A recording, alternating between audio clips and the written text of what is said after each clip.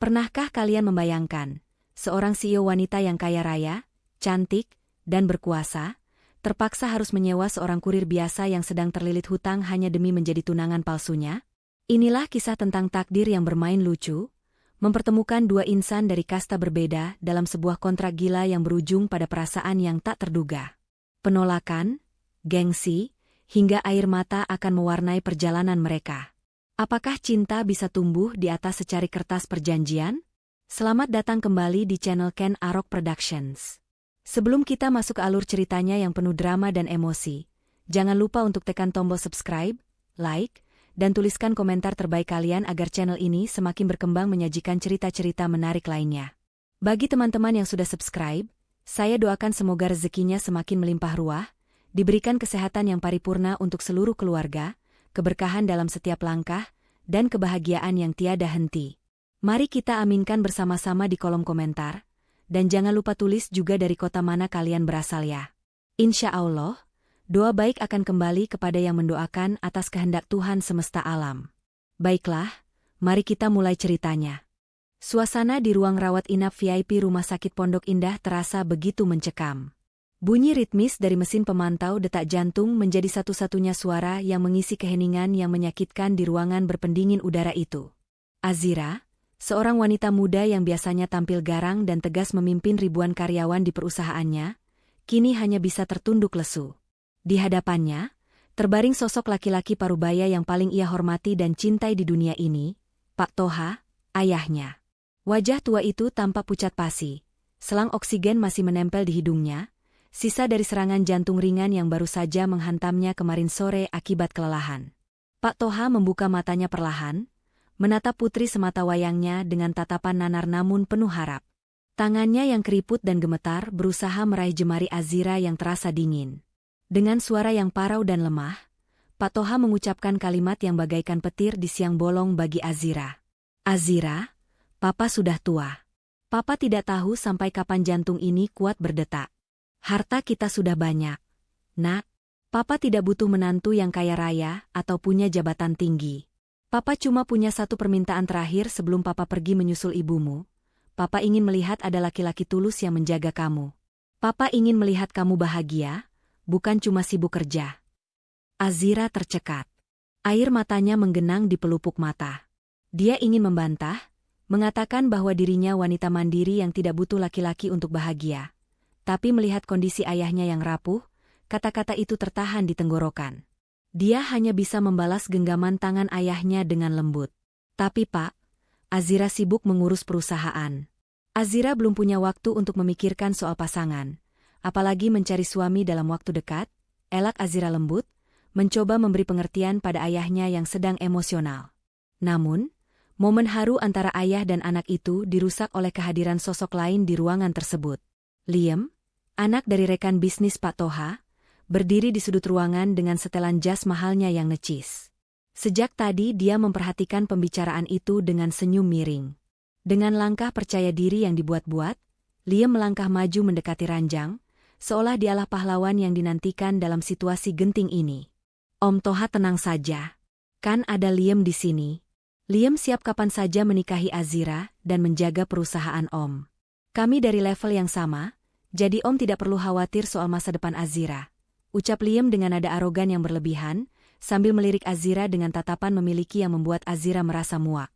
Azira memalingkan wajahnya, menahan amarah karena Liam selalu memanfaatkan situasi untuk memojokkannya. Pak Toha menghela napas panjang, seolah mengabaikan omongan Liam, dan kembali menatap putrinya dengan tatapan yang jauh lebih serius dan menuntut. Pokoknya Papa tidak mau tahu alasanmu lagi, Azira. Minggu depan adalah acara syukuran ulang tahun pernikahan Papa dan mendiang Mama. Bawa calon suamimu ke acara itu. Kenalkan pada Papa. Kalau kamu datang sendirian atau beralasan lagi, Papa akan mogok minum obat, Papa akan cabut infus ini, dan tidak mau dirawat lagi. Ancaman itu terdengar kekanak-kanakan, tapi Azira tahu betul watak keras ayahnya. Pak Toha tidak pernah main-main dengan ucapannya. Azira keluar dari ruangan itu dengan kepala yang hampir pecah. Dadanya sesak. Bagaimana mungkin dalam waktu 1 minggu dia bisa menemukan laki-laki tulus seperti yang diminta ayahnya? Sementara selama ini, Laki-laki yang mendekatinya hanya menginginkan hartanya, atau sombong dan manipulatif seperti Liam. Di lorong rumah sakit yang dingin itu, Azira merasa dunianya seakan runtuh. Terjepit antara bakti kepada orang tua dan kenyataan hidupnya yang sepi tanpa cinta. Keesokan harinya, beban di pundak Azira rasanya semakin berat hingga membuatnya sulit bernapas. Bukan karena urusan perusahaan atau anjloknya saham, melainkan karena ultimatum sang ayah yang terus terngiang-ngiang di kepalanya seperti kaset rusak. Matahari Jakarta yang menyengat siang itu seolah ikut membakar emosi Azira yang sudah diubun-ubun. Di dalam mobil mewahnya yang melaju perlahan di tengah kemacetan Jalan Sudirman, Azira memijat pelipisnya yang berdenyut kencang. Dia merasa sangat lelah, muak dengan segala tekanan, dan hanya ingin segera sampai di rumah untuk mengubur dirinya di balik selimut tebal dan melupakan dunia sejenak. "Pak Asep, tolong cari jalan lain. Saya sudah tidak kuat dengan macet ini. Kepala saya mau pecah rasanya. Saya mau pulang, sekarang juga." Perintah Azira dengan nada tinggi, melampiaskan stresnya pada sang sopir tua yang setia. Pak Asep yang melihat majikannya sedang dalam kondisi emosional yang tidak stabil, menjadi gugup. Tanpa pikir panjang, ia memutar kemudi ke kiri, nekat memasuki sebuah gang sempit di kawasan padat penduduk Jakarta Selatan, berharap menemukan jalan tikus yang bisa memangkas waktu. Namun, keputusan impulsif itu justru menjadi awal dari bencana. Gang itu ternyata jauh lebih sempit dari perkiraan. Di sebuah belokan tajam yang diapi tembok rumah warga dan got terbuka, mobil sedan lebar milik Azira tersangkut. Suara gesekan logam yang menyilukan telinga terdengar saat bumper mobil menyenggol keras sebuah gerobak gorengan yang parkir sembarangan. Brak! Kepanikan seketika meledak. Minyak panas dari wajan penggorengan sedikit tumpah. Si pemilik gerobak berteriak marah, memancing perhatian warga sekitar. Dalam sekejap, mobil mewah itu dikepung oleh puluhan warga yang emosi. Mereka memukul-mukul kaca jendela, menuntut pertanggungjawaban. Azira yang berada di dalam, mendadak merasa kerdil. Jabatan CEO dan kekayaannya seolah tidak berguna menghadapi amarah massa di gang sempit ini. Ketakutan yang amat sangat menyergapnya, membuatnya gemetar dan hanya bisa mematung di jok belakang. Di tengah situasi yang hampir anarkis itu, sebuah motor bebek tua dengan tumpukan paket menggunung di jok belakangnya berhenti mendadak. Pengendaranya, seorang pemuda berjaket ojol yang tampak lusuh namun bermata tajam, turun dengan tenang. Itu adalah Anwar. Tanpa rasa takut sedikitpun, Anwar menerobos kerumunan. Dia tidak menggunakan otot atau teriakan, melainkan merangkul bahu si tukang gorengan yang sedang mengamuk itu layaknya kawan lama. "Waduh, Bang Ujang. Sabar Bang, sabar. Jangan main keroyok. Itu sopirnya sudah tua, gemeteran kayak mau pingsan. Kalau mobilnya hancur, nanti abang malah susah minta ganti ruginya. Kita selesaikan pakai kepala dingin ya, kan kita warga teladan," ucap Anwar dengan nada yang santai namun penuh wibawa. Entah sihir apa yang dimilikinya, kata-kata Anwar seketika meredakan ketegangan.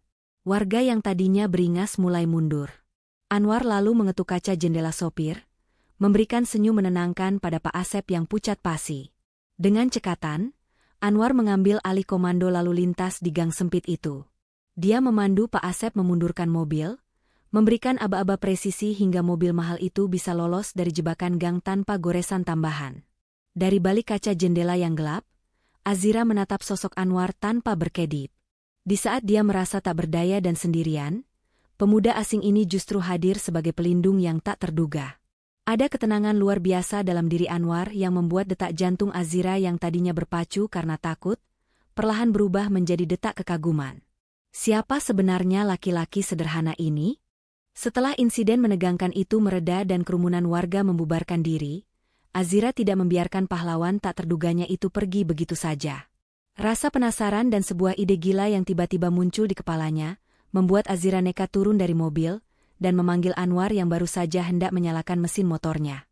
Namun, alih-alih bersikap formal layaknya seorang CEO, Anwar justru menunjuk perutnya yang berbunyi nyaring. Dia hanya berkata singkat bahwa urusan perut tidak bisa ditunda, dan jika Azira ingin bicara, dia harus ikut makan siang. Tanpa bisa menolak, disinilah Azira sekarang berada. Bukan di restoran bintang 5 dengan pelayan berdasi kupu-kupu, melainkan duduk di bangku kayu panjang sebuah warung makan sederhana bernama Warteg Barokah. Aroma tumis kangkung dan gorengan yang baru diangkat menyeruak di udara panas warung itu. Azira tampak sangat kontras dengan sekelilingnya. Gaun mahalnya beradu dengan taplak meja plastik bermotif bunga yang sudah mulai pudar warnanya. Sementara itu, Anwar makan dengan lahap, tangannya lincah menyendok nasi rames, seolah tak peduli dengan wanita kaya yang menatapnya dengan campur aduk di sebelahnya. "Makan, Bu. Jangan dilihatin aja. Di sini orek tempenya juara dunia, gak kalah sama steak mahal Ibu," ucap Anwar santai sambil memecahkan kerupuk di dalam kaleng black. Azira menghela napas, mencoba mengabaikan kecanggungannya, lalu langsung pada intinya. Dengan nada bisnis yang tegas, dia meletakkan kartu namanya di meja. "Saya tidak punya banyak waktu. Saya butuh bantuan kamu. Jadilah tunangan pura-pura saya selama 3 bulan. Tugas kamu hanya mendampingi saya di depan papa saya yang sedang sakit. Setelah papa sembuh, kontrak selesai. Sebagai bayarannya, sebutkan angka yang kamu mau." Anwar tersedak makanannya. Dia meminum es teh manisnya dengan terburu-buru lalu tertawa renyah, seolah tawaran Azira adalah lelucon paling lucu yang pernah dia dengar. "Wah, orang kaya memang aneh ya. Bu, saya ini cuma kurir. Harga diri saya nggak dijual. Cari orang lain saja," tolak Anwar tegas, bersiap beranjak pergi. Namun, langkah Anwar terhenti ketika ponsel di saku celananya bergetar. Sebuah pesan masuk dari nomor tak dikenal yang isinya ancaman penagihan hutang. Wajah Anwar yang tadi ceria berubah keruh seketika. Pikirannya melayang pada kejadian pahit beberapa bulan lalu, saat dia dan sahabat kepercayaannya merintis usaha bersama. Uang tabungan hasil kerja kerasnya selama bertahun-tahun, ditambah pinjaman yang dia ambil atas nama dirinya, semuanya lenyap dibawa kabur oleh sahabatnya itu. Kini, dia harus menanggung beban hutang ratusan juta sendirian, dikejar-kejar penagih hutang setiap hari, sementara ibunya di kampung butuh biaya hidup. Azira yang jeli melihat perubahan ekspresi Anwar, segera menimpali dengan tawaran yang tak bisa ditolak. "Saya tahu kamu sedang kesulitan. Saya lihat sorot mata orang yang sedang terhimpit masalah finansial. Kalau kamu setuju, saya lunasi semua hutang kamu hari ini juga. Dan saya berikan modal usaha tambahan. Anggap saja ini kerja sama bisnis." Pertahanan Anwar runtuh. Dia menatap Azira lekat-lekat, lalu mengangguk pelan dengan berat hati. Demi nama baik dan kebebasannya dari teror hutang, dia menyerah. "Oke, saya terima. Tapi ingat, ini cuma pura-pura," jawab Anwar lirih. Azira tersenyum tipis, senyum kemenangan seorang pebisnis. "Bagus. Tapi ada satu syarat tambahan di kontrak. Kamu dilarang jatuh cinta sama saya. Dan satu lagi, supaya meyakinkan kalau papa periksa HP kamu, setiap jam 7 pagi kamu wajib kirim chat, 'Selamat pagi sayang,' lengkap dengan foto selfie kamu yang lagi senyum." "Mengerti?" Anwar melongo mendengar syarat konyol itu. Dia menatap Azira tak percaya, sementara Azira hanya mengangkat alisnya dengan tatapan menantang. Di warteg sempit itulah, kesepakatan gila ini resmi dimulai. Dunia Anwar seakan berputar 180 derajat, hanya dalam hitungan jam. Setelah menandatangani kontrak gila di atas meja warung yang lengket, kini ia berdiri kaku di tengah kemewahan salah satu butik paling eksklusif di Plaza Indonesia. Lantai marmer yang mengkilap memantulkan bayangannya yang masih mengenakan jaket ojek online lusuh, menciptakan kontras yang menyakitkan mata di antara deretan jas impor berharga puluhan juta rupiah. Para pelayan toko yang awalnya menatap Anwar dengan pandangan meremehkan, seketika membungkuk hormat begitu melihat Azira melangkah masuk dengan aura kekuasaan yang begitu dominan. Azira tidak banyak bicara. Tangannya yang lentik dengan cekatan memilih beberapa setelan jas berwarna biru gelap dan abu-abu, lalu menyodorkannya ke dada Anwar tanpa meminta pendapat. Bagi Azira, Anwar saat ini hanyalah sebuah proyek yang harus disempurnakan sebelum presentasi besar di hadapan ayahnya. Anwar yang merasa seperti boneka manekin hidup, hanya bisa menurut dan masuk ke dalam ruang ganti dengan perasaan campur aduk. Ia merasa asing dengan kain halus yang kini membalut tubuhnya, menggantikan kaos oblong yang biasa menyerap keringat di jalanan. Namun, saat tirai ruang ganti itu tersibak, waktu seolah berhenti berdetak bagi Azira. Ia yang sedang sibuk mengecek ponselnya, mendongak dan seketika terpaku. Anwar yang berdiri di hadapannya bukan lagi tukang ojek yang tadi makan dengan lahap di warteg. Setelan jas pas badan itu membungkus tubuh tegap Anwar dengan sempurna, menonjolkan bahu bidangnya yang terbentuk karena kerja keras. Rambutnya yang dirapikan sedikit ke belakang menampilkan garis wajah yang tegas dan maskulin. Untuk sesaat, Azira lupa bernapas, terpana oleh pesona tersembunyi yang selama ini tertutup debu jalanan. Lamunan Azira buyar ketika melihat tangan Anwar yang sibuk membelit-belitkan dasi sutra di lehernya dengan wajah frustrasi, mirip seperti orang yang sedang berusaha membetulkan rantai motor yang putus. Simpul dasi itu malah terlihat seperti gumpalan benang kusut yang menyedihkan. Aduh, Bu, ini kain ribet banget. Nggak usah pakai ginian bisa nggak sih? Rasanya kayak dicekik ular piton, keluh Anwar polos sambil menarik-narik dasinya. Azira mendengus pelan, berusaha menutupi kegugupannya yang tadi sempat muncul. Ia melangkah mendekat, suara hak tinggi sepatunya menggema di ruangan sunyi itu. Tanpa permisi, jari-jari halusnya menepis tangan kasar Anwar dan mulai mengambil alih tugas itu. Diam. Jangan banyak bergerak, perintah Azira dengan suara yang sedikit bergetar. Jarak mereka kini begitu dekat, bahkan terlalu dekat. Hanya tersisa 5 sentimeter di antara wajah mereka. Anwar seketika menahan napasnya. Wangi parfum mewah beraroma mawar dan vanila yang menguar dari tubuh Azira menyerbu indera penciumannya, membuatnya pusing kepayang. Ia bisa melihat dengan jelas bulu mata lentik Azira yang bergerak-gerak fokus pada simpul dasi di lehernya. Sementara itu, Azira pun tak kalah gugup. Berada sedekat ini membuat jantungnya berdegup tak karuan. Apalagi saat ia sadar sepasang mata tajam Anwar sedang menatapnya lekat-lekat. Pipi Azira yang biasanya dingin perlahan memanas, semburat merah muda mulai muncul tanpa bisa dicegah. Ketika simpul dasi itu selesai terpasang rapi, Azira mendongak dan tatapan mereka terkunci.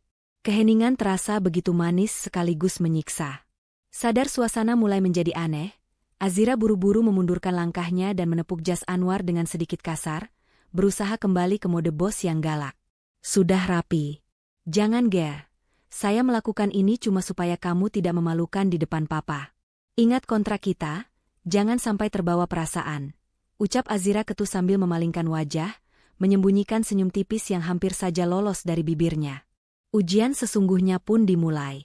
Malam itu, kediaman Pak Toha di kawasan elit Menteng tampak lebih megah dan mengintimidasi dari biasanya. Lampu gantung kristal di ruang makan memancarkan cahaya keemasan yang memantul indah pada peralatan makan perak yang tertata rapi. Namun, kemewahan itu justru membuat udara terasa sesak bagi Anwar. Ia duduk tegak di kursi jati ukiran, berusaha mengingat semua etika makan yang sempat diajarkan Azira secara kilat di dalam mobil tadi. Di hadapannya, Pak Toha duduk di kursi roda dengan selang oksigen yang sudah dilepas, menatap tajam penuh selidik. Sementara di samping Pak Toha, duduklah Liem yang entah bagaimana bisa hadir di acara makan malam keluarga ini, menatap Anwar dengan senyum sinis yang meremehkan. Suasana makan malam itu hening dan mencekam, hanya denting sendok dan garpu yang terdengar sesekali. Liem, yang merasa posisinya terancam dengan kehadiran Anwar, tidak membuang waktu untuk melancarkan serangan. Dengan gaya angkuh sambil memutar-mutar gelas anggurnya, Liem mulai memancing di air keruh. Ia sengaja menggunakan istilah-istilah bisnis yang rumit dan berbahasa tinggi untuk menjatuhkan mental Anwar yang diperkenalkan Azira sebagai perintis usaha rintisan. Jadi, Saudara Anwar, buka Liem dengan nada yang dibuat-buat ramah namun menusuk. Saya dengar bisnis Anda sedang berkembang. Bagaimana pandangan Anda tentang fluktuasi pasar global saat ini? Apakah strategi lindung nilai yang Anda terapkan cukup efektif menghadapi inflasi? Atau Anda lebih memilih diversifikasi aset agresif? Azira yang sedang memotong daging sontak menghentikan gerakannya. Jantungnya seakan berhenti berdetak. Ia tahu betul Anwar tidak akan paham istilah-istilah ekonomi makro seperti itu. Azira sudah bersiap untuk mengalihkan pembicaraan demi menyelamatkan wajah tunangan palsunya. Namun sebelum bibirnya terbuka, Anwar meletakkan sendoknya dengan tenang. Ia menyeka mulutnya dengan serbet, lalu menatap Liem tepat di manik mata tanpa rasa takut sedikitpun. Anwar tidak mencoba berpura-pura pintar dengan istilah yang tidak ia mengerti. Sebaliknya, ia menarik napas panjang, mengingat pengalaman pahitnya ditipu sahabat sendiri dan kerasnya hidup di jalanan. Mas Liem, bagi saya yang merintis usaha dari nol, bisnis itu tidak melulu soal grafik rumit di atas kertas atau istilah canggih yang membuat pusing. Jawab Anwar dengan suara berat namun mantap. Filosofi saya sederhana. Bisnis itu soal kepercayaan. Modal terbesar bukan uang, tapi integritas. Ketika kita bisa memegang janji kepada satu pelanggan kecil sekalipun, itulah keuntungan yang sebenarnya. Uang bisa dicari, aset bisa dibeli, tapi kalau kepercayaan orang sudah hilang karena kita serakah atau sombong, bisnis sebesar apapun pasti akan runtuh. Jawaban itu begitu jujur. Lahir dari luka pengkhianatan yang baru saja ia alami. Ruang makan itu mendadak hening. Liam terdiam, senyum sinisnya luntur karena jawaban Anwar yang menohok namun sangat masuk akal. Azira menatap Anwar dengan pandangan takjub, tidak menyangka kalimat sebijak itu keluar dari mulut seorang kurir. Tiba-tiba, tawa renyah Pak Toha memecah keheningan. Pria tua itu menepuk meja pelan, wajahnya yang tadi kaku kini berbinar senang. Luar biasa. Jawaban yang cerdas, seru Pak Toha bersemangat. Kamu benar, Anwar. Anak muda zaman sekarang terlalu sibuk dengan teori sampai lupa kalau pondasi bisnis itu adalah memanusiakan manusia. Saya suka pemikiran kamu. Jujur, sederhana, dan membumi. Ini baru calon menantu yang punya prinsip, bukan cuma boneka berdasi. Malam itu, Liam yang berniat mempermalukan Anwar justru harus menelan pil pahit karena senjata makan tuan, sementara Anwar berhasil memenangkan hati calon mertuanya bukan dengan kepintaran akademis, melainkan dengan kebijaksanaan jalanan yang tulus. Hari-hari berikutnya berjalan dengan ritme yang gila. Azira kembali tenggelam dalam kesibukan korporatnya yang mematikan, berusaha menyeimbangkan peran sebagai CEO yang dingin dan anak berbakti yang harus terlihat bahagia. Siang itu, lobi kantor pusat Andara Corp di kawasan SCBD sedang padat-padatnya. Karyawan berlalu lalang mengejar waktu istirahat makan siang, sementara Azira justru baru saja selesai memimpin rapat alot yang menguras emosi. Wajah cantiknya tampak lelah, lingkaran hitam samar terlihat di bawah matanya yang tertutup make-up tipis. Namun, sebagai pemimpin, ia tidak boleh terlihat lemah. Dengan langkah cepat dan tegas, Azira berjalan membelah keramaian lobi menuju pintu keluar. Ia memaksakan kakinya yang sudah terasa nyeri untuk terus melangkah di atas stiletto setinggi 10 cm. Namun, tubuh manusia punya batasnya. Karena terlalu lelah dan kurang fokus, kaki Azira tersandung ubin lantai yang sedikit tidak rata. Suara retakan kecil terdengar menyakitkan saat hak sepatu mahalnya patah seketika. Tubuh ramping Azira melayang, kehilangan keseimbangan, siap menghantam lantai marmer yang keras di hadapan puluhan karyawannya. Azira memejamkan mata, pasrah akan rasa malu yang bakal ia terima. Namun, rasa sakit itu tidak pernah datang. Sebaliknya, ia merasakan sepasang lengan kekar menangkap tubuhnya dengan sigap dan kokoh, menahannya agar tidak jatuh. Azira membuka matanya perlahan dan mendapati wajah Anwar berada tepat di depannya. Pria itu, yang seharusnya hanya bertugas sebagai tunangan pura-pura di depan ayahnya, entah bagaimana selalu muncul di saat Azira berada di titik terlemahnya. Anwar, yang hari itu datang dengan pakaian kasual namun rapi untuk menjemput Azira makan siang sesuai jadwal sandiwara mereka, menatapnya dengan sorot mata khawatir yang tulus. Tanpa mempedulikan bisik-bisik karyawan dan tatapan penasaran orang-orang di lobi, Anwar perlahan membantu Azira berdiri, lalu berlutut di hadapan sang CEO. Ia tidak peduli pada harga dirinya sebagai laki-laki di depan umum, fokusnya hanya pada tumit kaki Azira yang memerah dan lecet parah akibat gesekan sepatu. Azira hendak menarik kakinya karena malu, tapi tangan Anwar menahannya dengan lembut namun tegas. Anwar merogoh saku celananya, mengeluarkan dompet kulitnya yang sudah kusam, dan mengambil sebuah benda yang sangat tidak terduga. Sebuah plester luka bergambar kartun beruang lucu yang biasanya dipakai anak-anak. Dengan telaten, Anwar menempelkan plester mungil itu di tumit kaki Azira yang lecet. Kontras sekali dengan kulit putih mulus dan suasana kantor yang serba formal. Tahan sebentar ya, Bu. Ini perih sedikit. Gumam Anwar pelan, lalu mendongak menatap Azira sambil tersenyum jenaka. Bos galak kakinya nggak boleh sakit. Nanti kalau sakit, siapa yang mau marah-marah ngejar target perusahaan? Mendengar ucapan itu, pipi Azira memanas. Bukan karena marah, tapi karena desiran hangat yang menjalar di dadanya. Di tengah dunia bisnis yang kejam di mana semua orang hanya peduli pada angka dan keuntungan, ada seorang laki-laki sederhana yang berlutut merawat lukanya dengan plester gambar beruang. Untuk pertama kalinya setelah sekian lama, sudut bibir Azira terangkat membentuk senyuman tulus yang manis. Sebuah senyum yang bukan untuk kamera atau klien, tapi untuk Anwar. Demi menyempurnakan sandiwara mereka di hadapan Pak Toha yang semakin kritis menilai gerak-gerik keduanya, Anwar merasa perlu melakukan sebuah terobosan. Ia tidak ingin hubungan mereka terlihat kaku seperti robot yang sedang negosiasi kontrak saat berada di depan keluarga. Maka, pada malam minggu yang cerah, Anwar nekat mengajak Azira keluar dari zona nyamannya. Bukan ke restoran fine dining dengan lilin romantis, melainkan ke hiruk-pikuk pasar malam di kawasan banjir Kanal Timur yang sesak oleh lautan manusia. Awalnya, Azira tampak risih. Ia berjalan jinjit menghindari becek, memandang ngeri pada lautan manusia yang berdesakan, serta bisingnya suara musik dangdut dari wahana kora-kora. Namun, Anwar dengan santai menggenggam tangannya agar tidak terpisah, menariknya masuk ke dalam kemeriahan rakyat itu. Anggap saja ini simulasi kencan, Bu. Kalau di sini kita bisa terlihat luwes, di depan Papa pasti lancar jaya, ujar Anwar sambil tersenyum lebar, menunjuk sebuah stan permainan lempar gelang yang ramai dikerubungi anak-anak. Mata Azira tertuju pada sebuah boneka beruang besar berwarna coklat yang tergantung sebagai hadiah utama. Sifat kompetitifnya sebagai seorang pebisnis mendadak muncul. Ia merasa menaklukkan permainan anak-anak ini pasti jauh lebih mudah daripada memenangkan tender proyek. Dengan percaya diri, Azira membeli sekeranjang gelang rotan. Namun, kenyataan tak seindah teori. Gelang demi gelang melayang sia-sia, memantul menjauh dari botol sasaran. Wajah Azira mulai memerah karena kesal dan malu, sementara Anwar terkekeh melihat sang CEO yang biasanya perfeksionis kini tak berdaya menghadapi botol kaca bekas sirup. Ini curang. Pasti botolnya dilem. Gerutu Azira kesal sambil menghentakkan kakinya, persis seperti anak kecil yang merajuk. Melihat Azira yang hampir menyerah, Anwar menggeleng pelan sambil tersenyum geli. Tanpa permisi, ia melangkah maju dan berdiri tepat di belakang punggung Azira. Jarak tubuh mereka terkikis habis.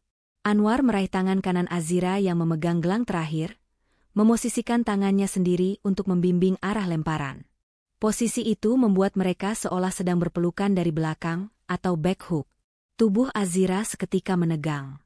Ia bisa merasakan hangat napas Anwar di telinganya dan aroma sabun mandi yang segar dari kemeja pria itu, membuatnya lupa pada kebisingan pasar malam. Ibu terlalu tegang, makanya meleset terus. Rileks, Bu. Fokus ke leher botolnya, ayun pelan pakai perasaan, jangan pakai emosi, bisik Anwar lembut tepat di samping telinga Azira. Jantung Azira berdegup kencang, bukan karena permainan, tapi karena kedekatan yang begitu intim ini. Dengan bimbingan tangan kekar Anwar, mereka mengayunkan tangan bersamaan.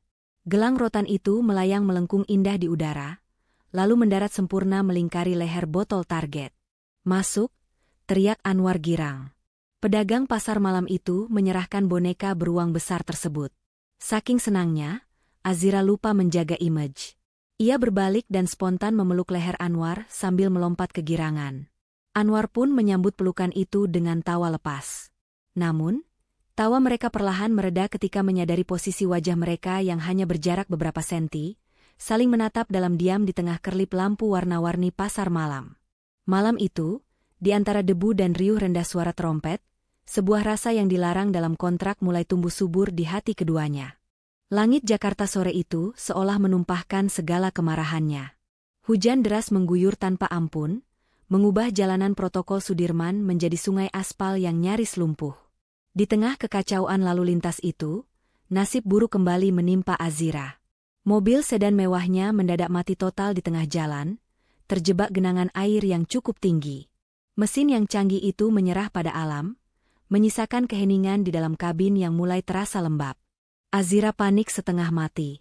Jarum jam terus berputar, sementara acara amal yayasan milik ayahnya akan dimulai kurang dari 30 menit lagi. Ketidakhadirannya di sana bisa memicu skandal baru dan mengecewakan Pak Toha. Melihat kepanikan di wajah Azira, Anwar tidak tinggal diam. Ia sadar menunggu mobil derek atau taksi di cuaca seperti ini adalah hal yang mustahil. Dengan cepat, Anwar menghubungi salah satu teman komunitas ojek online-nya yang kebetulan sedang berada di sekitar lokasi. Tak lama kemudian, sebuah motor bebek sederhana menepi. Anwar segera meminjam motor tersebut, lengkap dengan 2 buah jas hujan plastik transparan yang tipis. Bu, kita tidak punya pilihan lain. Kalau mau tepat waktu, kita harus menembus macet ini pakai motor. Ibu percaya sama saya, kan? Tanya Anwar sambil menyodorkan helm yang sedikit basah. Azira menatap ragu pada jok motor yang basah, lalu beralih menatap mata Anwar yang meyakinkan. Demi ayahnya, Azira mengangguk pasrah. Ia naik ke boncengan motor itu, memeluk pinggang Anwar dengan canggung di balik jas hujan plastik yang berisik tertimpa air. Motor pun melaju, meliuk-liuk lincah di antara celah sempit mobil-mobil mewah yang terjebak tak bergerak. Saat motor melintasi kolong jembatan layang Semanggi, mereka harus melambat karena padatnya kendaraan yang berteduh. Di sana, puluhan pengemudi ojek online sedang berjejal menghindari hujan, duduk di atas trotoar sambil memakan gorengan dingin dan bercanda tawa melepas lelah. Melihat rekan-rekan seperjuangannya, Anwar tidak merasa malu sedikitpun meski sedang membonceng seorang CEO. Ia justru membunyikan klakson dengan nyaring dan melambaikan tangannya tinggi-tinggi dengan penuh kebanggaan. "Duluan ya, bro. Semangat cari rezekinya," teriak Anwar lantang melawan suara hujan. Seruan itu disambut riuh oleh para pengemudi lain. Mereka bersorak, mengacungkan jempol, dan membalas lambaian Anwar dengan semangat persaudaraan yang luar biasa hangat. "Hati-hati, War. Sikat terus," balas mereka. Azira yang menyaksikan pemandangan itu dari boncengan belakang tertegun. Ia melihat punggung Anwar yang tegap, merasakan getaran suaranya yang penuh percaya diri. Laki-laki ini bangga dengan identitasnya, bangga dengan komunitasnya, dan tidak sedikitpun berusaha menyembunyikan siapa dirinya di hadapan Azira. Tidak ada rasa minder, yang ada hanya harga diri yang tinggi. Rasa dingin karena hujan perlahan sirna, digantikan kehangatan yang menjalar di hati Azira. Tanpa sadar, pelukannya di pinggang Anwar semakin erat. Ia menyandarkan kepalanya di punggung bidang pria itu, merasa aman dan nyaman di tengah badai ibu kota. Sebuah perasaan yang jauh lebih mewah daripada duduk di kursi belakang mobil seharga miliaran rupiah. Badai di luar mungkin sudah reda, namun badai di dalam kediaman Pak Toha justru baru saja dimulai. Liam, yang merasa posisinya semakin terancam melihat kedekatan Azira dan Anwar yang semakin tak terbantahkan, memutuskan untuk memainkan kartu terakhirnya. Dengan licik, ia menghasut Pak Toha, membisikkan kecurigaan bahwa Anwar hanyalah seorang penipu ulung yang mengincar harta keluarga mereka. Liam menyoroti asal-usul Anwar yang tidak jelas, gaya bicaranya yang terlalu merakyat, hingga insiden motor di tengah hujan yang menurut Liam sangat tidak pantas dilakukan oleh seorang calon menantu keluarga terpandang. Menanggapi hasutan itu, Pak Toha tidak langsung meledak marah. Wajah tuanya tetap tenang, sulit ditebak. Ia justru memanggil Anwar ke teras belakang rumah yang menghadap ke kolam renang, di mana sebuah papan catur kayu jati tua sudah tertata rapi. Liam tersenyum puas di sudut ruangan, yakin bahwa ini adalah momen di mana Pak Toha akan menguliti kepalsuan Anwar lewat ujian intelektual. Permainan catur pun dimulai. Anwar bermain dengan hati-hati, langkahnya tidak agresif, cenderung melindungi rajanya, sebuah cerminan dari nalurinya untuk selalu melindungi orang lain. Di tengah permainan, Pak Toha tiba-tiba menghentikan pergerakan bidak kudanya. Ia menatap Anwar lekat-lekat, tatapan seorang ayah yang telah memakan asam garam kehidupan. "Anwar, Liam bilang ke saya kalau kamu itu mencurigakan. Dia bilang kamu bukan investor besar, kamu cuma orang biasa yang sedang bersandiwara," ucap Pak Toha datar, membuat jantung Anwar seakan berhenti berdetak. Keringat dingin mulai membasahi punggungnya. Anwar sudah siap untuk mengaku, siap untuk diusir dan dimaki. Namun, yang terjadi selanjutnya justru membuat Liam ternganga. Pak Toha tersenyum lembut, lalu melanjutkan kalimatnya. "Tapi mata tua saya ini tidak bisa dibohongi. Nak, saya memperhatikan bagaimana kamu memperlakukan pelayan di rumah ini dengan sopan, mengucapkan terima kasih saat diberi minum. Saya melihat bagaimana kamu menjaga Azira, bukan seperti barang pameran, tapi seperti kaca yang mudah pecah. Itu bukan watak orang yang gila harta." Pak Toha menjalankan bidak caturnya, mematikan langkah Raja Anwar, lalu bersandar puas di kursinya. "Saya tahu kamu mungkin tidak punya deposito miliaran atau saham di mana-mana. Cara kamu memegang gelas, cara kamu duduk, itu gaya orang yang hidup sederhana. Tapi dengar baik-baik, Anwar. Saya tidak peduli seberapa tebal dompetmu. Yang saya peduli adalah seberapa besar hatimu untuk putri saya. Selama Azira bisa tertawa lepas di sampingmu, bagi saya, kamu lebih kaya daripada siapapun di ruangan ini." Mendengar itu, Anwar tertegun. Matanya memanas menahan haru. Rasa bersalah karena telah membohongi orang sebaik Pak Toha menusuk hatinya. Namun di saat yang sama, ia merasakan penerimaan yang begitu hangat. Di kejauhan, Lia mengepalkan tangannya dengan geram, menyadari bahwa rencananya untuk menyingkirkan Anwar justru menjadi bumerang yang memperkuat posisi rivalnya itu. Malam puncak perayaan ulang tahun perusahaan Andara Corp digelar dengan kemewahan yang menyilaukan mata. Ballroom Hotel Bintang 5 itu disulap menjadi lautan gaun malam, jas mahal, dan denting gelas kristal. Azira tampak anggun mempesona dalam balutan gaun merah marun, berdiri mendampingi Anwar yang juga tampak gagah dengan setelan jas hitamnya. Semuanya tampak sempurna. Senyum merekah di wajah Pak Toha yang duduk di kursi roda, bangga melihat putrinya didampingi pria yang ia percayai memiliki hati emas. Namun, di balik gemerlap lampu kandelir, sebuah skenario busuk telah disiapkan dengan matang oleh Liam. Liam mengamati dari kejauhan dengan tatapan mata elang yang mengincar mangsa. Ia memberi kode kecil pada seorang pelayan yang membawa nampan berisi gelas-gelas sirup merah pekat. Pelayan itu mengangguk samar, lalu berjalan tergesa-gesa ke arah Anwar. Tepat saat pelayan itu berpapasan dengan Anwar di tengah kerumunan tamu penting, ia pura-pura tersandung. Cairan merah manis dan lengket itu tumpah sepenuhnya, membasahi bagian depan jas mahal yang dikenakan Anwar. Noda merah menyebar mengerikan di kain jas yang licin. Kerumunan tamu tersentak kaget. Azira panik dan segera mengambil tisu. Namun Liam tiba-tiba muncul bagaikan pahlawan kesiangan dengan suara yang sengaja dikeraskan. Ya ampun, sayang sekali jas mahalnya kotor. Anwar, cepat lepas jas kamu sebelum cairan itu merembes ke kemeja dan lengket di kulit. Di sini panas, jangan dipaksakan pakai jas basah. Desak Liam sambil memaksa menarik kerah jas Anwar. Anwar menahan jasnya dengan kuat. Wajahnya menegang.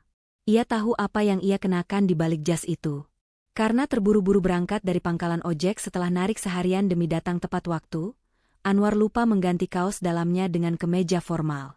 Ia hanya melapisi kaos hariannya dengan jas pemberian Azira. Tidak usah, Liam. Saya ke toilet saja, tolak Anwar tegas. Jangan malu-malu. Kita semua keluarga di sini, bentak Liam kasar. Dengan satu hentakan kuat yang tak terduga, Liam berhasil menarik paksa jas Anwar hingga terlepas dari tubuhnya. Waktu seolah berhenti berputar.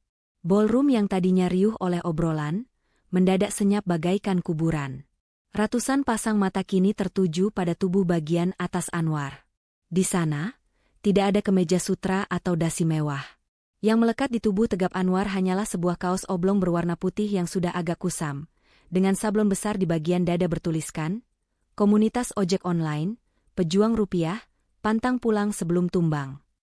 Kontras antara kaos jalanan itu dengan kemewahan pesta terasa begitu menampar. Bisik-bisik mulai terdengar seperti dengungan lebah.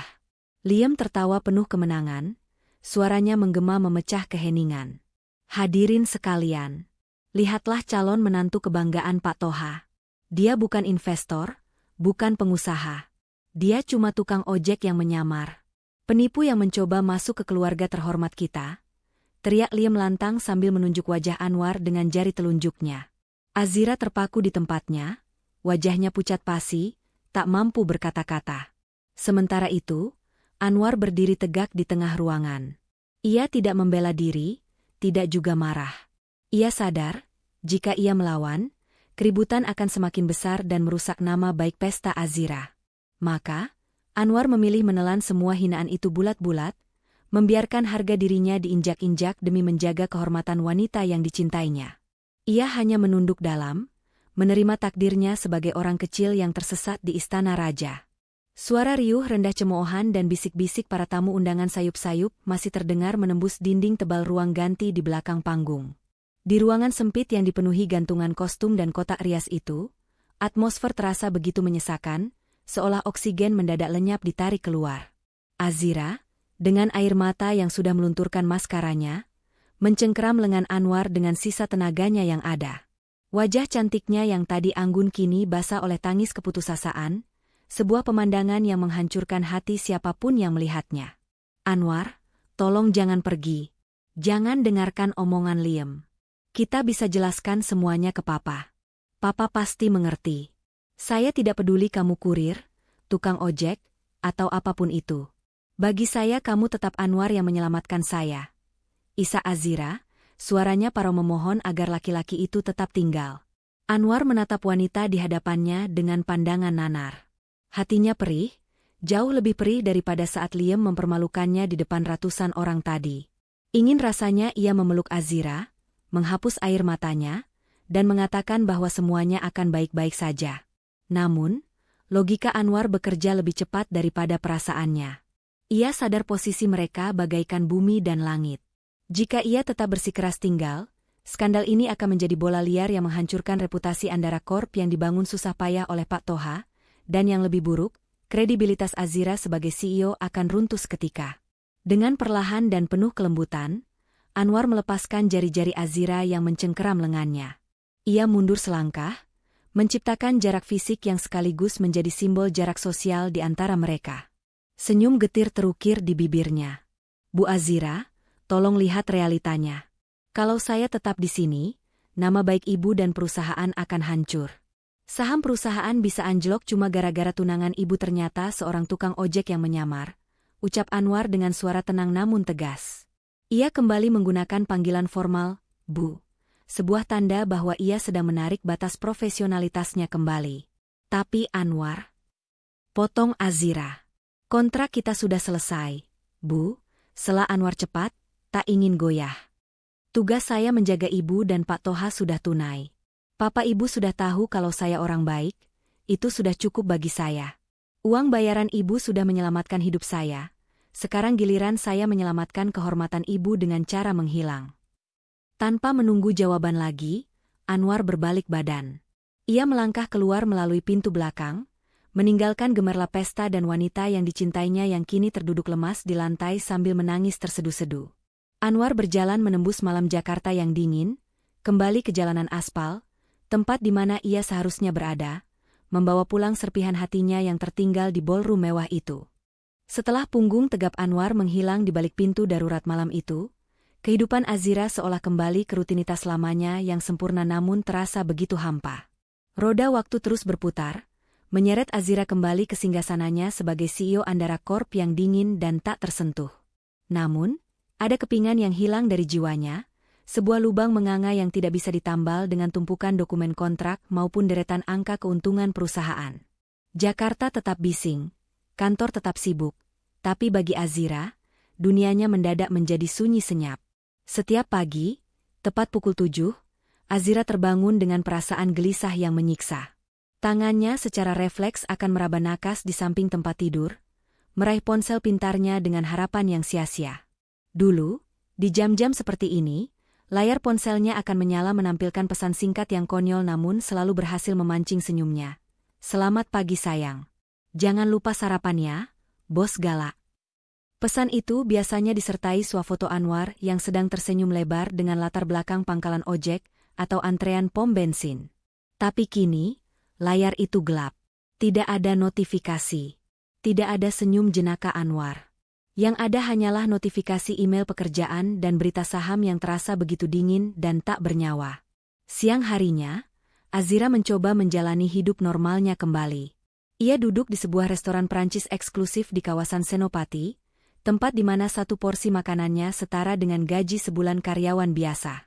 Di hadapannya tersaji steak wagyu dengan tingkat kematangan sempurna dan plating yang artistik. Namun, saat suapan pertama masuk ke mulutnya, Azira justru meletakkan garpunya dengan kasar.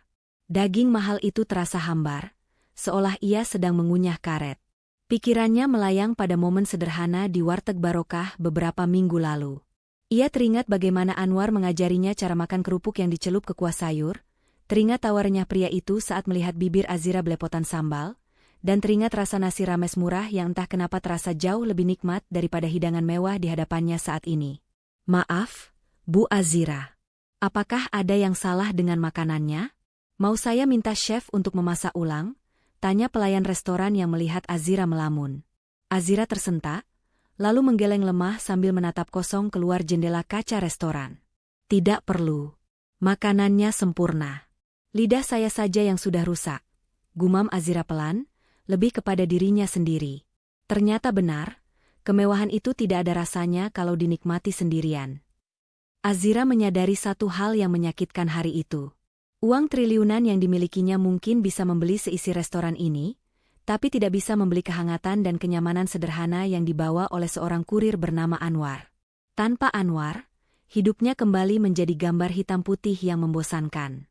Sementara Azira terpuruk dalam kesepian di Menara Gadingnya, Anwar justru sedang menapaki jalan terjal untuk mengubah nasibnya.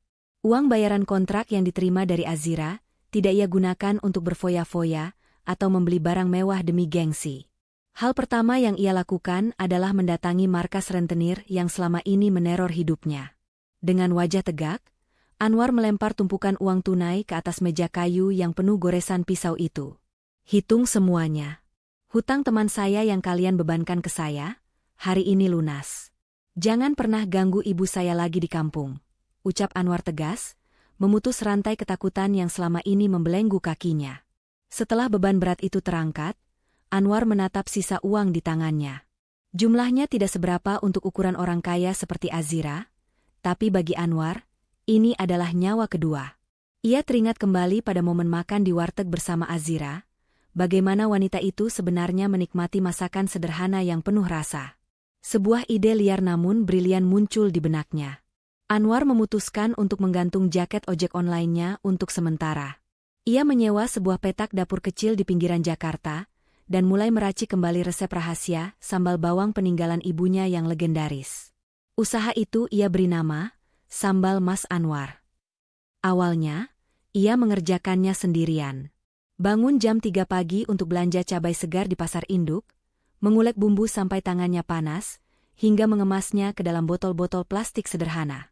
Tidak ada mesin canggih, tidak ada karyawan berdasi. Yang ada hanyalah keringat dan tekad baja untuk tidak kembali hidup susah. Bismillah, rezeki tidak akan tertukar.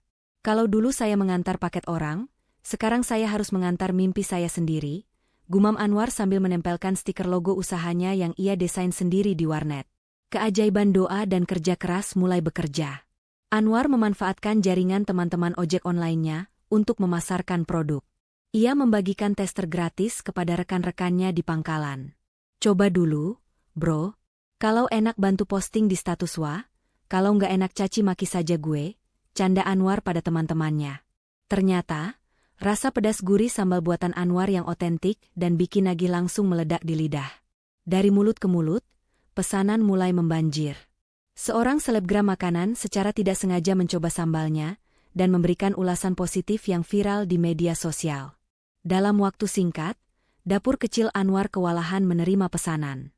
Ponselnya yang dulu sepi, kini berdering tanpa henti bukan karena tagihan hutang, melainkan notifikasi transferan pembeli. Anwar si kurir kini telah bertransformasi menjadi Anwar si pengusaha muda, membuktikan bahwa ia tidak butuh belas kasihan orang kaya untuk bisa berdiri di atas kakinya sendiri. 1 tahun berlalu, waktu seolah merangkak lambat namun pasti, mengubah peta nasib manusia dengan cara yang misterius. Jakarta Convention Center, Senayan, siang itu berubah menjadi lautan manusia. Sebuah festival kuliner tahunan terbesar di ibu kota sedang digelar, mempertemukan ratusan pelaku usaha mikro kecil dan menengah dengan ribuan penikmat makanan yang haus akan cita rasa baru. Di antara kerumunan pengunjung yang berdesakan, Azira melangkah anggun dikawal oleh 2 asisten pribadinya. Sebagai salah satu sponsor utama acara tersebut, Azira hadir untuk melakukan tinjauan formal, sebuah rutinitas protokoler yang sebenarnya sangat membosankan baginya. Wajah Azira masih sama cantiknya, namun sorot matanya kini jauh lebih dingin dan tajam, layaknya perisai yang ia bangun untuk melindungi hatinya yang kosong. Ia berjalan melewati stan-stan makanan kekinian dengan pandangan datar, hanya mengangguk sopan saat para pemilik usaha menyapanya. Namun, langkah kakinya terhenti ketika ia melihat sebuah pemandangan ganjil di sudut area festival. Di sana, terdapat sebuah stan yang antreannya mengular panjang, jauh lebih ramai dibandingkan stan waralaba terkenal lainnya. Rasa penasaran menggelitik naluri bisnisnya, membuat Azira melangkah mendekat untuk melihat produk apa yang begitu fenomenal itu.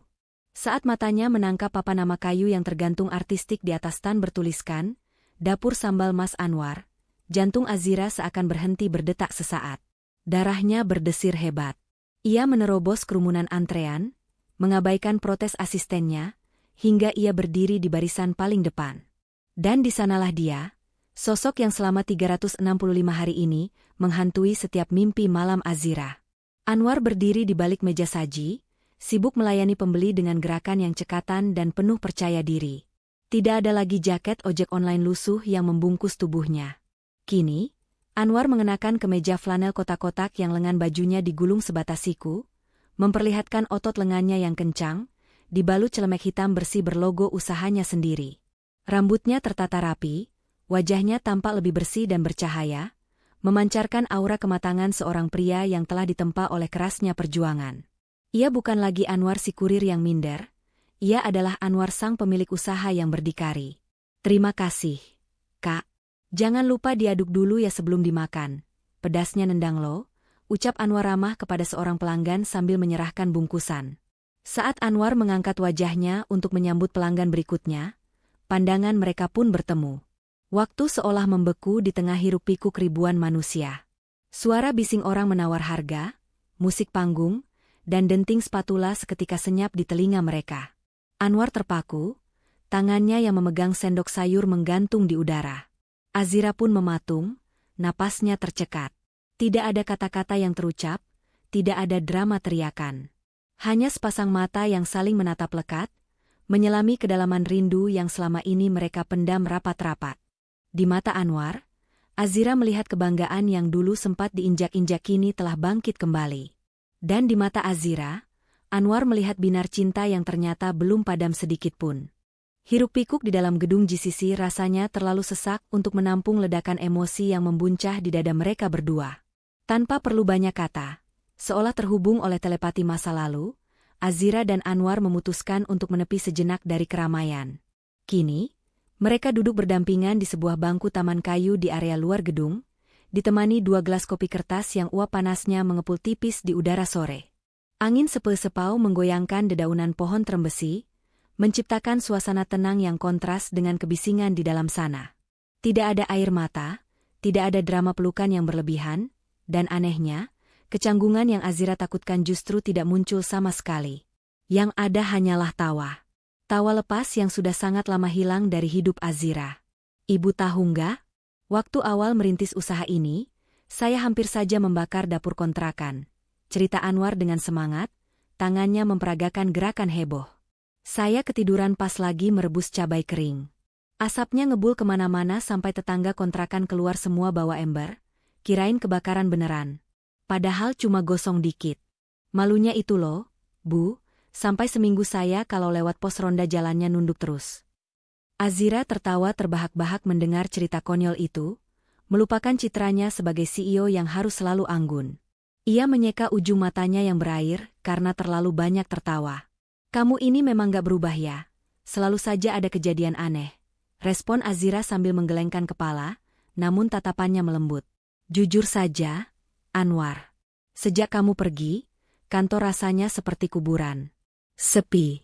Gak ada yang berani bercanda sama saya. Gak ada yang kirim foto konyol pagi-pagi. Karyawan saya cuma bicara soal target dan angka.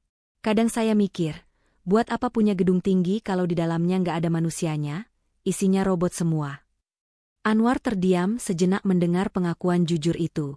Ia menatap profil wajah samping Azira, yang sedang menunduk menatap gelas kopinya. Ada kerinduan yang mendalam tersirat dari nada bicara wanita itu. Ya, hidup memang kadang lucu, Bu. Dulu saya pikir kebahagiaan itu kalau punya uang banyak kayak orang-orang di kantor ibu. Tapi ternyata, bahagia itu sederhana. Bisa masak sambal yang enak, lihat orang makan lahap, itu rasanya lebih puas daripada dapat tip gede waktu narik ojek. Jawab Anwar bijak, lalu menyeruput kopinya. Jangan panggil, Bu, lagi, Anwar. Kita bukan atasan dan bawahan lagi sekarang. Potong Azira pelan, menoleh menatap mata Anwar. Di sini, di bangku taman ini, kita cuma Azira dan Anwar. 2 orang teman lama yang sedang ngopi. Anwar tersenyum, senyum tulus yang membuat hati Azira berdesir hebat. Oke, Azira. Sore itu, di bawah langit Jakarta yang mulai jingga, mereka menghabiskan waktu dengan bertukar cerita receh. Mereka tertawa menertawakan nasib, menertawakan kebodohan masa lalu, seolah ingin menebus waktu 1 tahun yang hilang. Namun, di sela-sela tawa itu, setiap kali tatapan mereka bertemu, ada bahasa bisu yang tersampaikan dengan jelas. Aku rindu kamu, sangat rindu, dan rasa itu belum berubah sedikit pun. Waktu adalah hakim yang paling adil dalam membuktikan sebuah kesungguhan. Tidak terasa, roda bisnis Anwar berputar semakin kencang, melampaui ekspektasi siapapun, bahkan dirinya sendiri. Warung kecil yang dulunya hanya bermodalkan kompor satu tungku, kini telah bermetamorfosis menjadi kerajaan kuliner yang patut diperhitungkan. 7 cabang, sambal Mas Anwar, kini berdiri kokoh tersebar di berbagai titik strategis Jakarta, mulai dari kawasan Ramai Tebet hingga area perkantoran Jakarta Selatan. Kesuksesan ini bukan jatuhan dari langit, melainkan buah dari keringat dan doa yang tak pernah putus. Namun, ada satu pemandangan menarik yang kini menjadi rahasia umum di cabang pusat usaha Anwar. Hampir setiap sore menjelang malam, sebuah mobil sedan mewah yang mengkilap akan terparkir di depan kedai. Bukan untuk membeli lalu pergi, melainkan membawa sang pemiliknya untuk bekerja, lembur. Azira, sang CEO yang di siang hari sibuk menandatangani kontrak bernilai miliaran, di sore hari melepaskan semua atribut kebesarannya demi berada di sisi Anwar.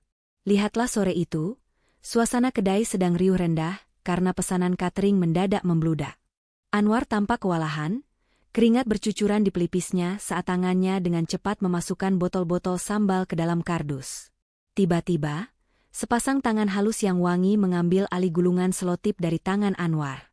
Anwar menoleh kaget dan mendapati Azira sudah berdiri di sampingnya. Wanita itu tanpa ragu menggulung lengan kemeja sutra mahalnya sebatas siku, tidak peduli jika noda minyak atau debu kardus mengotori pakaian bermerek itu. Kamu ngapain? Jangan pegang-pegang kardus, nanti baju kamu kotor, susah cucinya, tegur Anwar cemas, mencoba mengambil kembali pekerjaannya. Azira menepis tangan Anwar pelan sambil tersenyum jahil. Diam bawel. Kalau kamu kerjakan sendiri, sampai subuh juga nggak bakal selesai. Lagi pula, aku bosan duduk manis terus di kantor AC. Sekali-kali cari keringat biar sehat. Tanpa canggung, Azira mulai melipat kardus dengan cekatan, seolah dia sudah terlatih melakukan pekerjaan kasar itu selama bertahun-tahun. Sesekali mereka bersenda gurau, saling menyenggol bahu saat berebut botol sambal, atau tertawa lepas ketika Azira salah menempelkan stiker hingga miring. Pemandangan itu begitu hangat dan alami, seolah tembok pemisah status sosial di antara mereka sudah benar-benar runtuh menjadi debu. Para karyawan Anwar yang sedang sibuk menggoreng ayam dan menanak nasi, diam-diam memperhatikan tingkah laku kedua, bos, mereka itu sambil senyum-senyum sendiri. Salah satu karyawan senior yang paling berani, Ujang, akhirnya tidak tahan untuk menggoda. Ibu bos sama bapak bos kompak banget nih. Udah kayak pasangan suami istri yang lagi ngerintis usaha dari nol. Awas Pak Anwar, itu kardusnya jangan sampai salah kirim saking groginya ditemenin bidadari. Celetuk Ujang yang langsung disambut sorakan, dan tawa riuh karyawan lainnya. Mendengar godaan itu, wajah Azira seketika memerah padam seperti kepiting rebus. Ia pura-pura sibuk menghitung jumlah botol untuk menutupi rasa salah tingkahnya. Sementara Anwar, meski berusaha terlihat tenang dan galak dengan menyuruh karyawannya kembali bekerja, tidak bisa menyembunyikan senyum lebar yang merekah di bibirnya. Di tengah aroma sambal terasi dan tumpukan kardus, benih-benih cinta itu kini tumbuh subur, dirawat oleh kebersamaan yang sederhana namun begitu bermakna. Malam semakin larut, menyisakan keheningan di langit Jakarta yang biasanya bising. Jarum jam di dinding kamar Azira sudah menunjuk angka 11, namun lampu tidurnya masih menyala redup. Di atas kasur empuknya, Azira berbaring tengkurap sambil menatap layar ponsel yang disandarkan di bantal. Wajahnya yang polos tanpa riasan tampak segar dan berseri-seri, memancarkan kecantikan alami yang jarang dilihat orang lain. Di seberang sambungan panggilan video, Anwar tampak sedang bersandar di kepala ranjang kamar kontrakannya, mengenakan kaos oblong santai dengan rambut yang sedikit berantakan. Ini telah menjadi ritual baru mereka, sleep call. Obrolan sebelum tidur yang membicarakan segala hal, mulai dari yang penting hingga yang paling tidak penting sekalipun. Suara tawa renyah mereka silih berganti memecah kesunyian malam di tempat masing-masing. Kamu lihat muka si Ujang tadi nggak pas kesiram minyak sedikit? Jeritnya kayak lagi audisi penyanyi rock. Padahal cuma kena percikan doang. Ledek Azira sambil terkekeh geli, mengingat kejadian di kedai tadi sore. Anwar tertawa lepas di seberang sana. Jangan salah. Si Ujang itu badannya aja preman, hatinya Hello Kitty. Tadi dia bilang ke saya, katanya dia grogi kalau ada ibu bos cantik di dapur. Takut salah tingkah. Apaan sih, gombal, sahut Azira malu-malu, menyembunyikan wajahnya separuh di balik selimut. Suasana terasa begitu hangat, manis, dan harmonis. Seolah-olah jarak fisik di antara mereka tidak ada artinya. Namun, di tengah tawa yang perlahan mereda, tiba-tiba keheningan yang berbeda menyelinap masuk. Azira menatap wajah Anwar yang tersenyum di layar ponselnya. Senyum itu begitu tulus, begitu menenangkan, dan begitu ia butuhkan. Tiba-tiba, rasa takut kehilangan menyergap hati Azira. Ketidakpastian hubungan ini mulai mencekiknya. Ia tidak ingin hanya menjadi teman yang mampir sore hari. Ia menginginkan lebih. Tawanya terhenti. Wajah Azira berubah serius. Matanya menatap lekat manik mata Anwar melalui layar piksel itu. Anwar. Panggil Azira lirih. Ya, Ra? Kenapa? Kok tiba-tiba serius gitu mukanya? Tanya Anwar, masih menyisakan senyum di bibirnya. Azira menarik napas panjang, mengumpulkan segenap keberaniannya. Sebenarnya, kita ini sekarang apa? Kita sedekat ini, kita ketawa bareng, kita saling dukung. Tapi status kita apa? Teman? Rekan bisnis? Atau cuma masa lalu yang kebetulan ketemu lagi? Pertanyaan itu meluncur begitu saja, menghantam dada Anwar telak. Senyum di wajah Anwar perlahan memudar. Ia terdiam 1000 bahasa. Mulutnya sedikit terbuka ingin menjawab, ingin meneriakkan bahwa ia mencintai Azira lebih dari apapun. Tapi, bayang-bayang trauma masa lalu dan perbedaan kasta kembali menghantuinya. Ia takut. Takut jika ia jujur, ia akan merusak persahabatan indah yang baru saja terbangun ini. Ia takut dianggap tidak tahu diri lagi. Keheningan yang menyiksa berlangsung beberapa detik. Anwar hanya menunduk, menghindari tatapan Azira. Ra, aku. Anwar tergagap, kalimatnya tertahan di tenggorokan. Ini sudah malam.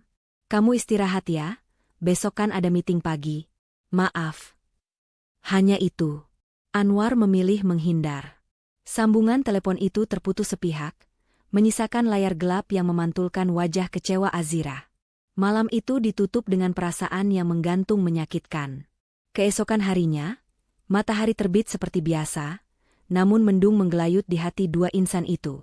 Azira duduk di kursi kebesarannya di kantor, menatap tumpukan dokumen kontrak dengan tatapan kosong. Pikirannya kacau, hatinya perih merasa ditolak secara halus. Sementara di dapur catering, Anwar pun tak kalah berantakan. Ia berkali-kali salah memasukkan takaran garam, wajahnya murung, dan semangatnya seolah lenyap di telan bumi. Ketidakjelasan semalam telah menciptakan tembok kaca yang memisahkan mereka dalam kegalauan masing-masing. Sore itu, langit Jakarta seolah mengerti gejolak hati yang sedang dirasakan dua anak manusia di bawahnya. Matahari mulai tergelincir ke ufuk barat, melukis cakrawala dengan semburat warna jingga kemerahan yang dramatis.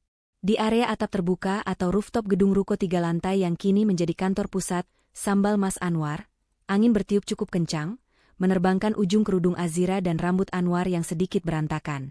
Keduanya berdiri berhadapan dengan jarak beberapa langkah, namun rasanya ada tembok tebal tak kasat mata yang memisahkan mereka akibat kejadian semalam. Azira meremas jemarinya dengan gugup. Ia datang ke sini setelah membatalkan 3 rapat penting, didorong oleh rasa takut kehilangan yang begitu besar. Ia tidak ingin kisah ini berakhir menggantung hanya karena gengsi atau ketakutan tak beralasan. Sementara itu, Anwar menatap Azira dengan pandangan yang sulit diartikan. Di saku celananya, tangannya menggenggam erat sebuah kotak kecil berbahan bludru yang sudah ia simpan berbulan-bulan. Benda yang selama ini hanya berani ia beli tapi tak berani ia berikan. Keheningan di antara mereka terasa begitu bising, hanya terdengar deru suara kendaraan dari jalan raya di bawah sana. Keduanya sama-sama menunduk, menarik napas panjang, mencoba merangkai kata agar tidak salah ucap lagi. Dan bak dikomando oleh takdir, tepat ketika matahari hampir tenggelam sempurna, mereka berdua mendongak dan bersuara secara bersamaan dengan nada tinggi yang penuh emosi. Saya nggak bisa kalau cuma jadi teman kamu, Anwar, seru Azira lantang, suaranya bergetar menahan tangis. Aku mau kamu jadi masa depanku, Azira, teriak Anwar di saat yang detik yang sama, suaranya tegas memecah angin. Keduanya seketika terdiam. Mata mereka membelalak kaget mendengar pengakuan satu sama lain yang saling bertabrakan di udara. Detik berikutnya, ketegangan yang menyiksa itu runtuh seketika. Azira menutup mulutnya tak percaya, sementara Anwar mengusap wajahnya dengan kasar lalu tertawa lega, tawa yang melepaskan beban ribuan ton dari pundaknya. Ternyata, ketakutan mereka selama ini hanyalah bayangan semu. Perasaan mereka satu frekuensi, satu tujuan. Anwar melangkah maju, memangkas jarak di antara mereka. Wajahnya kini serius, namun penuh kelembutan. Ia mengeluarkan kotak kecil dari sakunya, lalu perlahan berlutut dengan satu kaki di hadapan wanita yang pernah menjadi bos dalam sandiwara mereka. Anwar membuka kotak itu, menampilkan sebuah cincin emas sederhana dengan permata kecil yang manis, bukan cincin berlian raksasa seharga mobil mewah, tapi cincin yang dibeli dari hasil keringatnya sendiri yang halal. Azira, ucap Anwar dengan suara serak namun mantap.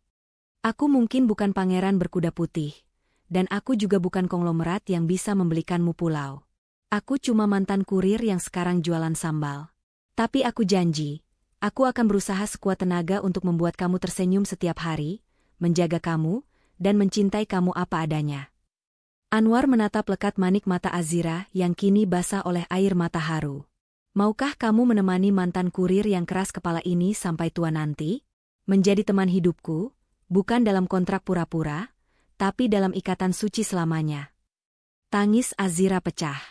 Pertahanan dirinya sebagai wanita besi runtuh total. Ia mengangguk berkali-kali dengan cepat, tak mampu mengeluarkan kata-kata saking bahagianya. Ia mengulurkan tangannya yang gemetar. Anwar menyematkan cincin itu di jari manis Azira dengan tangan yang juga gemetar karena gugup. Saat cincin itu terpasang sempurna, Anwar berdiri dan Azira langsung menghambur ke dalam pelukannya. Di bawah langit senja Jakarta yang menjadi saksi bisu, dua hati yang berbeda kasta itu akhirnya menyatu, membuktikan bahwa cinta sejati selalu menemukan jalannya untuk pulang. Setelah ikrar janji suci terucap di bawah langit senja, kini giliran Anwar menghadapi ujian terakhir yang tak kalah mendebarkan. Akhir pekan itu, mobil Anwar, sebuah mobil keluarga sederhana yang ia beli dari hasil keringatnya sendiri, memasuki pelataran luas rumah mewah Pak Toha di kawasan Menteng. Jika setahun yang lalu Anwar datang ke sini dengan lutut gemetar sebagai seorang penipu yang menyamar, hari ini ia datang dengan kepala tegak sebagai seorang laki-laki sejati yang siap mempertanggungjawabkan cintanya. Meski begitu, keringat dingin tetap membasahi telapak tangannya yang mencengkeram setir. Melamar anak orang kaya raya ternyata jauh lebih menakutkan daripada menghadapi 100 penagih hutang sekaligus. Azira yang duduk di sampingnya menggenggam tangan Anwar erat, menyalurkan kekuatan lewat senyuman manis yang menenangkan. Mereka berdua turun dari mobil dan melangkah beriringan menuju teras belakang, tempat biasa Pak Toha menghabiskan waktu sorenya.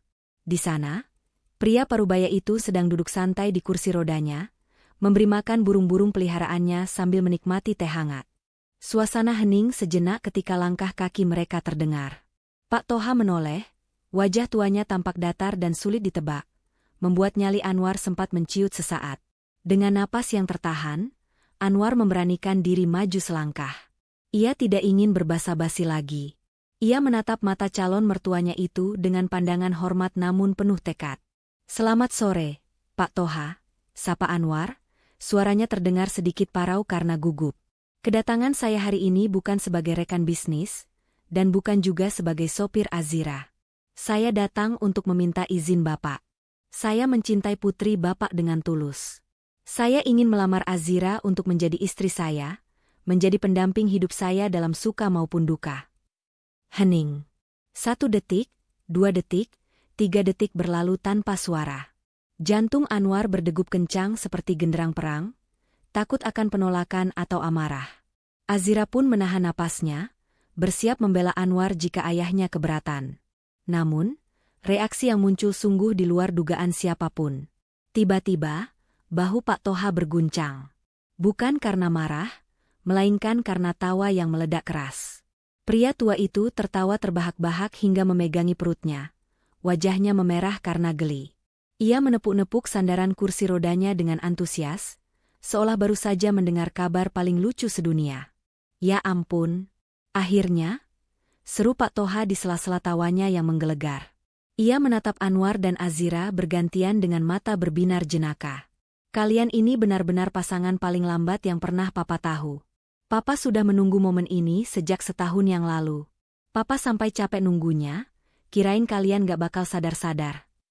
Anwar dan Azira saling pandang, bingung sekaligus lega setengah mati. Pak Toha kemudian mengisyaratkan Anwar untuk mendekat, lalu menepuk bahu pemuda itu dengan bangga, tepukan seorang ayah kepada anaknya sendiri. Dengar ya, Anwar. Sejak malam catur waktu itu, Papa sudah tahu kalau kamu orang yang tepat buat Azira. Papa nggak butuh menantu yang namanya mentereng, atau warisannya 7 turunan tapi hatinya busuk. Papa cuma butuh laki-laki yang bisa bikin Azira tertawa lepas tanpa beban. Dan cuma kamu yang bisa melakukan itu. Jadi, jawaban Papa 1000% iya. Bawa anak Papa, bahagiakan dia, dan jangan lupa kasih Papa cucu yang banyak. Restu itu turun dengan begitu mudah dan indah, tanpa syarat yang memberatkan. Di saat yang sama, sosok Liam dan segala kelicikannya seolah lenyap tak berbekas, tak lagi dianggap penting dalam lembaran baru keluarga ini. Sore itu, rumah besar yang biasanya sepi kini dipenuhi tawa bahagia dari 3 orang yang akhirnya bersatu menjadi keluarga utuh. Akhirnya, hari yang dinanti-nanti itu pun tiba.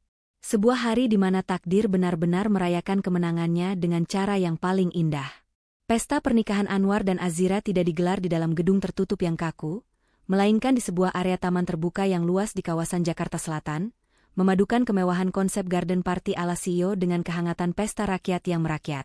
Dekorasi bunga mawar putih dan melati menjuntai indah di setiap sudut.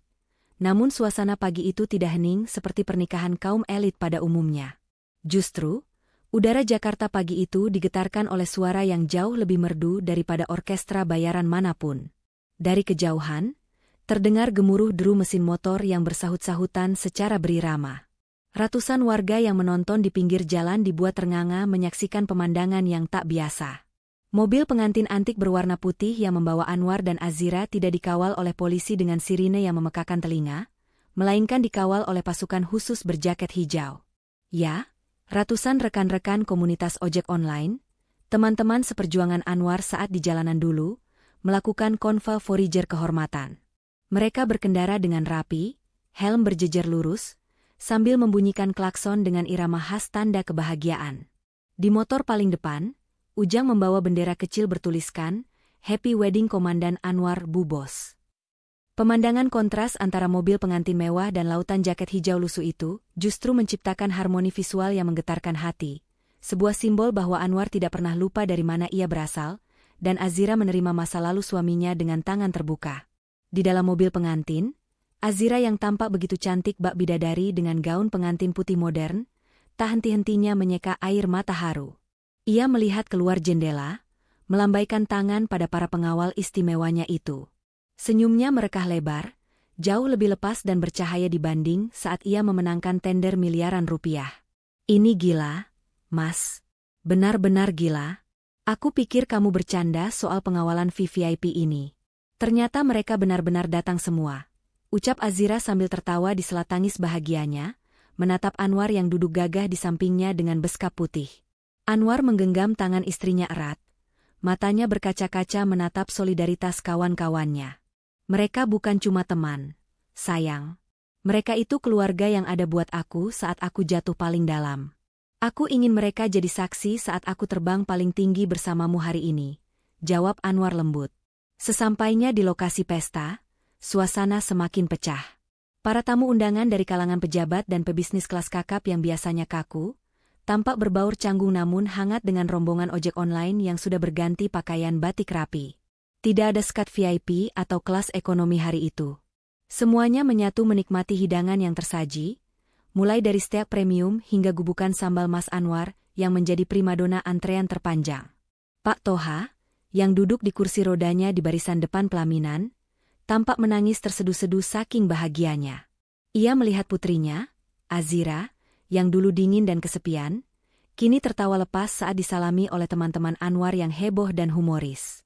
Hari itu, pernikahan mereka menjadi bukti nyata bahwa cinta mampu meleburkan segala perbedaan, menyatukan dua dunia yang bertolak belakang menjadi satu melodi kebahagiaan yang sempurna.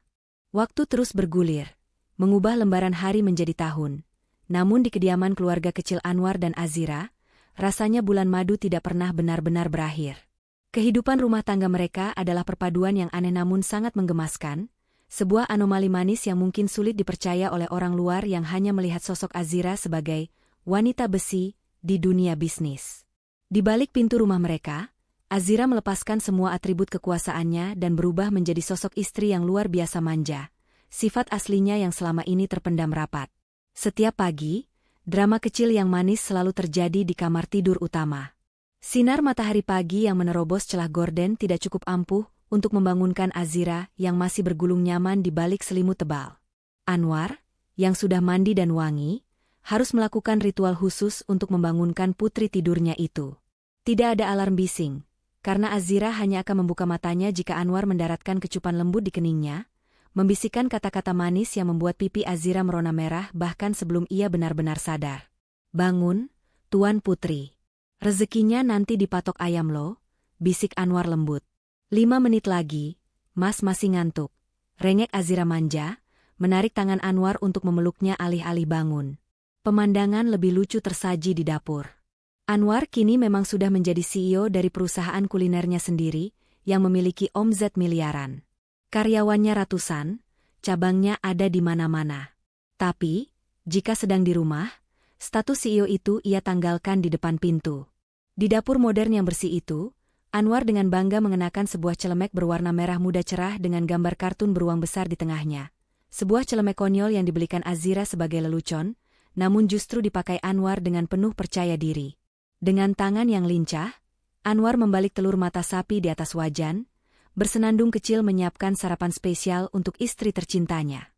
Bayangkan saja, seorang bos besar yang ditakuti pesaing bisnis, kini sedang sibuk menaburkan bawang goreng di atas nasi uduk buatannya sendiri demi senyum sang istri. Azira yang baru bangun biasanya akan duduk di meja makan, menopang dagu sambil menatap punggung suaminya dengan tatapan penuh cinta yang meluap-luap. Sore harinya, saat matahari mulai condong ke barat, mereka memiliki kebiasaan baru untuk duduk bersantai di teras belakang rumah sambil menyesap teh hangat dan pisang goreng. Suasana begitu tenang, jauh dari hiruk-pikuk klakson ibu kota. Azira menyandarkan kepalanya di bahu Anwar, memandang langit sore yang melukis warna jingga. Pikirannya melayang mundur ke beberapa tahun silam, ke sebuah gang sempit yang becek dan bau got, tempat di mana takdir mempermainkan mereka dengan cara yang paling kasar namun indah. Azira tersenyum tipis, lalu mendongak menatap wajah suaminya. "Mas, kamu sadar nggak sih? Hidup itu lucu banget. Untung saja dulu sopirku panik dan mobilku mogok di jalan tikus sempit itu. Kalau enggak, mungkin sampai sekarang aku masih jadi robot kantor yang kesepian," ucap Azira pelan, merenungi keajaiban nasib. Anwar menyeruput tehnya, lalu mengecup puncak kepala Azira dengan sayang. Ia tersenyum, senyum yang sama tenangnya dengan saat ia membelah kerumunan warga yang marah dulu. "Dan untung saja waktu itu aku lewat di sana, Ra. Kalau aku telat 1 menit saja, mungkin cerita kita nggak akan pernah ada." Mereka berdua tertawa kecil, mengeratkan genggaman tangan, mensyukuri setiap detak waktu yang telah mereka lalui bersama. Dari sebuah insiden kecil di jalanan, tumbuh menjadi cinta yang besar dan menguatkan. Di bawah naungan langit senja Jakarta, kisah cinta sang CEO dan mantan kurir itu pun menemukan muara abadinya.